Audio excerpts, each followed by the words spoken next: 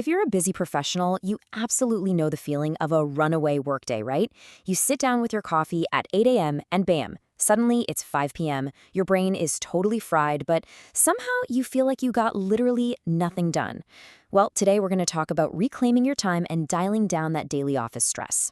We're exploring a remarkably simple, low-barrier daily habit called intentional reflection, the 5-minute brain reset. What if just 5 minutes could make you mentally stronger? I really want you to think about that for a second. We're all desperate to find some calm and focus, but let's be honest, the solutions out there are usually totally overwhelming. We get guilt-tripped into these crazy 2-hour morning routines with, 5 a.m. wake-up calls and freezing ice baths. And frankly, who has the energy for that when you really just want a decent cup of coffee? But what if the answer is just 5 minutes? A tiny, accessible pocket of time that anyone, especially an overloaded office worker, can easily carve out.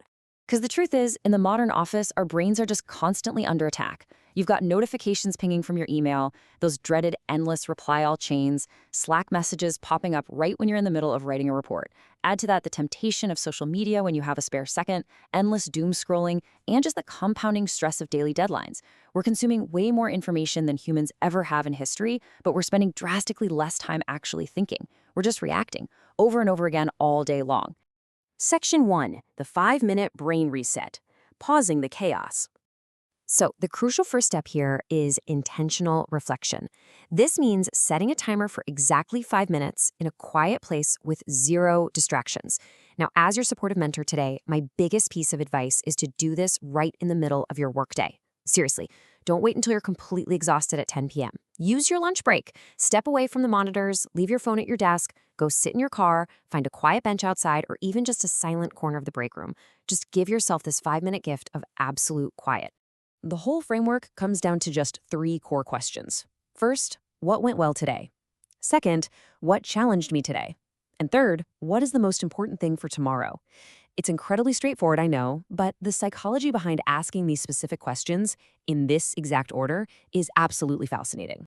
Section 2, lunch break wins, training your focus. Evolutionarily speaking, human brains are hardwired to look out for threats.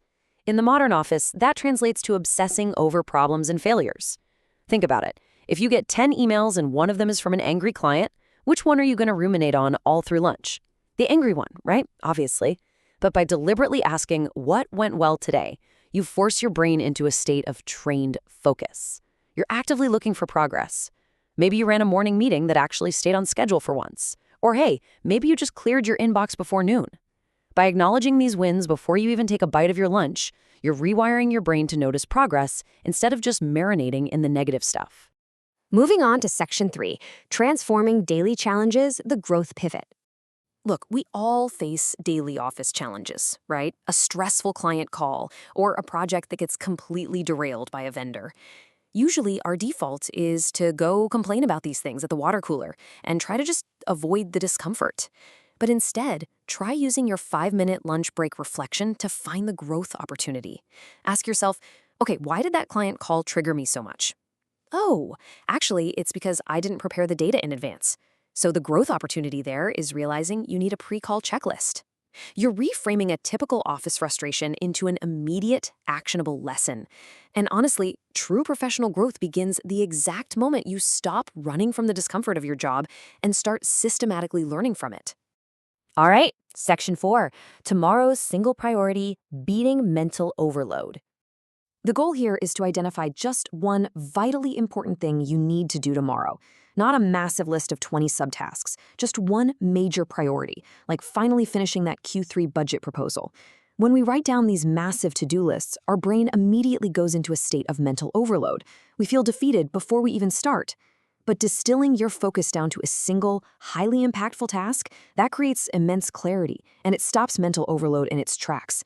And here's the best part. When your brain knows there's a solid, focused plan for tomorrow, it actually lets you fully switch off and sleep better tonight. Section 5, the wisdom of small habits, changing your identity. There's a brilliant saying that goes, experience alone doesn't create wisdom. Reflecting on experience creates wisdom. That is such a powerful insight. Because if you look around, most people in the corporate world live the exact same year over and over again. They have all these experiences, but they never actually process them. improved self-awareness, better decision-making, real wisdom, all of that comes directly from consistently evaluating our days. Taking those 5 minutes to process your experiences, that's the bridge between just being another worker and becoming a genuinely wise professional. Now, if you start this habit tomorrow, you honestly might not notice a difference right away. I mean, it's just 5 minutes, right? But stick with it. By next month, you're going to find yourself thinking so much more clearly. You'll be way less reactive in those stressful meetings. And by next year, because you've spent an entire year focusing on wins, learning from challenges, and prioritizing effectively, you might become a completely different, vastly improved professional. It's like a superpower.